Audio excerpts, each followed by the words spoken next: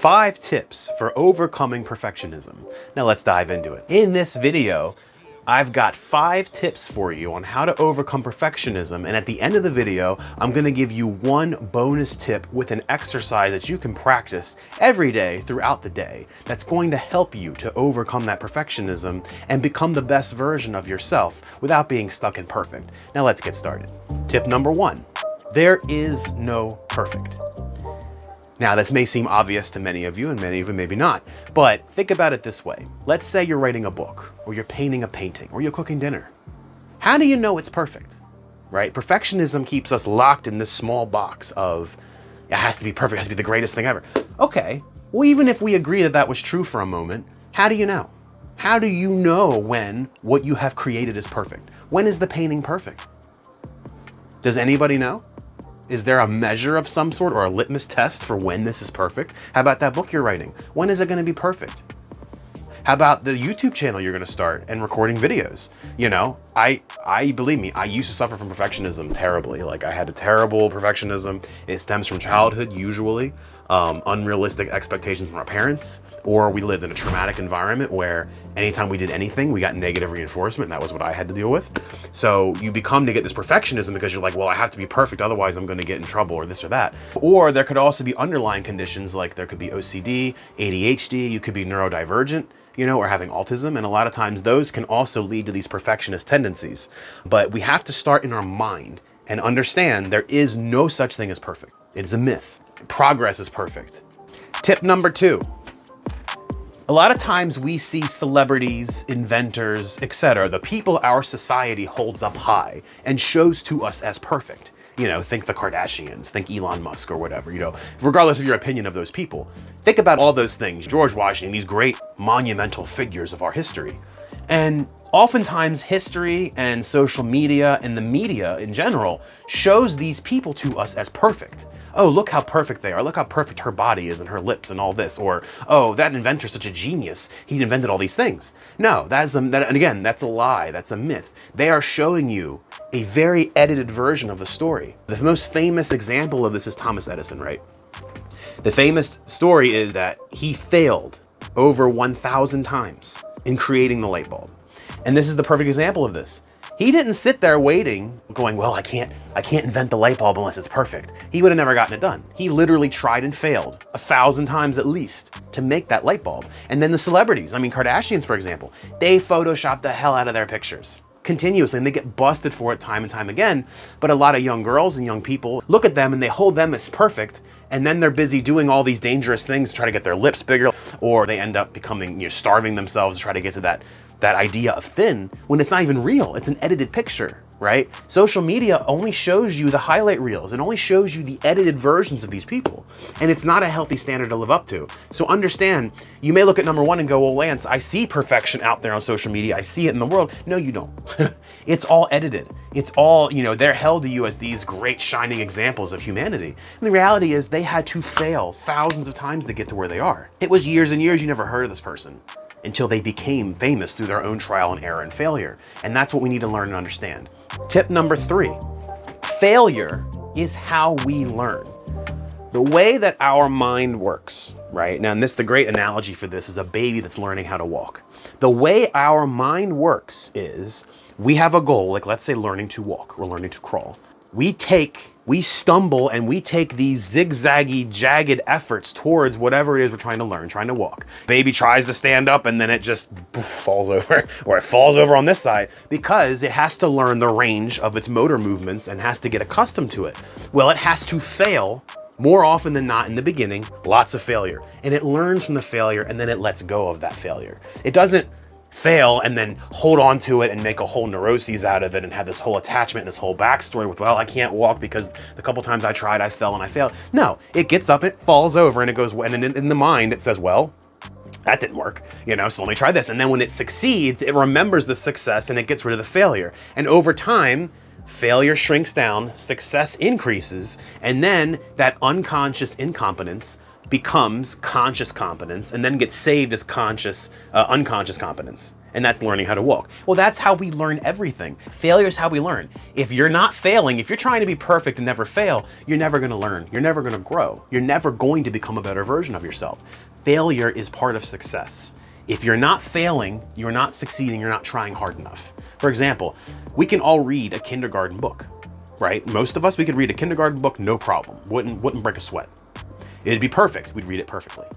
But there's no growth in that. Now, let's give us a 4th-year medical textbook full of all sorts of jargon and big, huge words.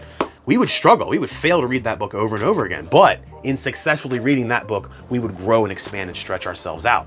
You know, we'd have a higher vocabulary, we'd learn more information. But that's the thing, though. We have to fail to learn. We have to fail to succeed. Without failure, there cannot be success. Now, let's look at tip number 4. And before we get into tip number 4, I've checked the link below. I have linked a great book and workbook for you guys. It's the CBT Workbook, Cognitive Behavioral Therapy, Workbook for Perfectionism. It's actually a group of different workbooks. This one's just for perfectionism. And in this book, they go over exercises you can do at home to help overcome perfectionism, improve self-esteem, and help your mind in general in regards to perfectionism. Now, if you're someone that's neurodivergent, you know, autism, ADHD, OCD, you may find CBT doesn't work for you, cognitive behavioral therapy. What you want to look for instead is called DBT, D like Delta, dialectic behavioral therapy. It's better, I find, for people who are neurodivergent, have ADHD perfectionism or OCD perfectionism. That's where you may want to look into that. Now, let's move on to tip number 4. Now, tip number 4, hot take. This is gonna sound obvious, but this quite literally is the most powerful way to move through perfectionism. As a recovered perfectionist, I will tell you this is the only real thing you gotta do is just get started now. Make progress perfection. That perfectionist tendency is a drive within you, and we can take that energy and that drive and we can channel it a different way in our lives. We reframe it in our mind first. The first 3 tips are all about reframing. Logically convincing our logical, rational mind that failure is how we learn, people we see as perfect actually failed before we saw them, and that there is no such thing as perfect. Well, now we want to do is we want to make progress perfection. We want to take, because the drive to do better, the drive to be better is okay. It's an okay drive. We should all be striving to be better every day. What we don't want is to get locked into the perfectionism of I have to be perfect, because perfect doesn't allow for growth. Even if you achieve that perfection, well, there couldn't be anything beyond that, or your perfectionism wouldn't have allowed you to do the first step because it wouldn't have been perfect. You see the cycle, the vicious cycle you get caught in, the self-sabotage, right? Well, instead, we have to reframe what perfection means. Perfection means getting 1% better every time we try. Perfection means any action and progress I take is perfect. Perfection means my imperfect action towards a goal is perfect. Just take action. Break those big challenges up into small little bite-sized pieces. Maybe you want to paint the painting, right? Well, your first step, get your canvas set up. Your second step, get your paint set up or whatever media you're going to work with. Third step, you know, start figuring out what the painting's going to look like. You see, we break it into these small steps so we can achieve each step versus I have to paint the masterpiece. No, I have to get my paintbrushes together. And as we start taking that little bits and pieces of action, we start to build a momentum. And as the momentum builds, it begins to carry us. And I'm telling you, if you just get started, within the first 5 to 15 minutes, that perfectionism will die down and you'll be more in the flow of doing what you're doing. And especially if you do things you enjoy and have passion, it's gonna be easier for you to kind of get away from that perfectionism. So you just have to get started, man. I'm just telling you. You just gotta get started. I know it sounds like some simple, stupid advice, but that's what helped me in my life, and I'm sharing that with you guys. Tip number 5, as we talked about a little earlier with the CBT book recommendation, link in the description below, know when to seek professional help, okay? Especially if you're someone who, you know, if you've got OCD, you know, obsessive compulsive disorder, this stuff might be great, and you might have already tried all this, and you're like, Lance, I literally cannot stop doing this. You know, my OCD perfectionism is really taking over. In that case, you may need to seek a professional. You know, I am not a licensed medical professional. I am someone on YouTube, on the spiritual journey, on the journey of self-improvement, and I'm sharing with you guys what's worked in my life with the things and challenges that I've overcome that you might be suffering with yourself, because I've overcome perfectionism in myself. But sometimes, man, it's okay to seek help. I have sought the help of all sorts of teachers, gurus, and professionals in my life to help me with all these different areas. Some things I could do on my own, some things I needed to read books written by professionals that help to, you know, reframe my mind and educate me and enlighten me as to how to deal with these things. So it's okay. Go seek a cognitive behavioral therapy practitioner, or again, if you're neurodivergent, If you have ADHD, OCD, things like that, seek someone that knows how to do DBT, dialectic behavioral therapy. That's going to be really helpful for you. You don't just want to go to a generic therapist, right? You don't just go to a generic mechanic. You try to find a mechanic that specializes in your car. In the same way, when you go to see a therapist, you're very much interviewing them for, are they going to be helpful to you? Some therapists are helpful for certain kinds of people. You got to want to find a therapist that specializes in neurological stuff you got going on. Nobody gets shamed for going to the dentist. Oh, you have to go to the dentist, your teeth aren't perfect. And don't feel shame if you have to go see a mental professional. I have seen all kinds of people to help me integrate my mind, my body, and my spirit. And it's totally cool. And now, my friends, for the bonus tip, like I said, stick around to the end because this is gonna really help you also both mentally and physically. The bonus tip with the bonus exercise. Sometimes I find perfectionism comes from a feeling that you're not enough, a feeling of low self-esteem, low self-worth. Well, I wanna tell you, my friends, you are enough. Really, really sit quiet and open to what I'm saying. You are enough. You are already perfect just being you. You know, you're perfect every day when you wake up. And every day we can still strive to be better, but understand you are enough. You are enough. I don't care who it is in your past, what circumstances, what family, what friends, what bullies in school, what have you, may have made you feel small, may have made you feel like you're not enough, may have made you feel like you're not worthy. You're not worthy of love and happiness and joy. Leave all that behind. I see you. You are enough. And remind yourself of that every day. You are enough. And the exercise we want to practice here is what I call relaxed action. A lot of times we get so stressed and tense throughout the day that it takes energy away from what we're trying to accomplish.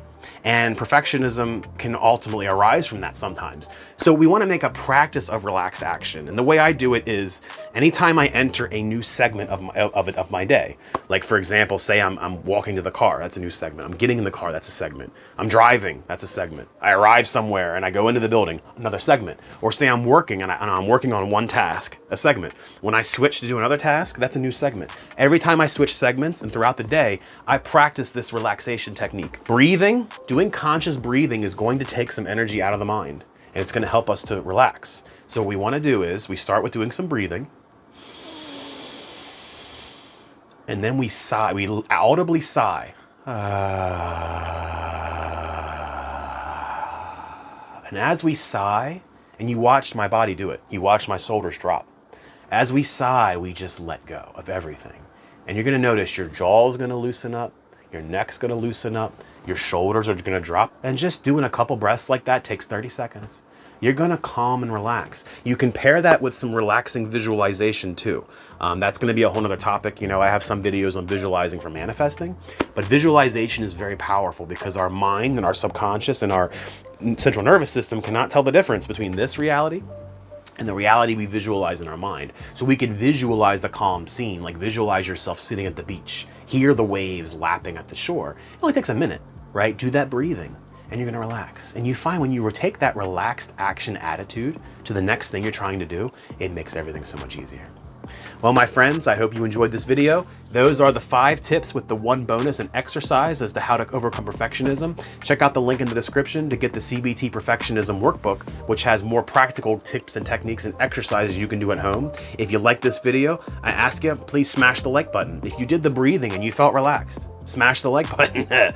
And share this video with someone that you know that has or is suffering from perfectionism or you think could benefit from this video. Send it over to them. Say, hey, I found this video. I tried this breathing technique and I feel relaxed than I've ever been just doing the breathing. Subscribe to the channel if you like more of this kind of self-improvement topics. We also cover things like spiritual and manifestation and also inner transformation and identity shifting. I hope you guys choose to make it a great day and we'll see you in the next one. Peace.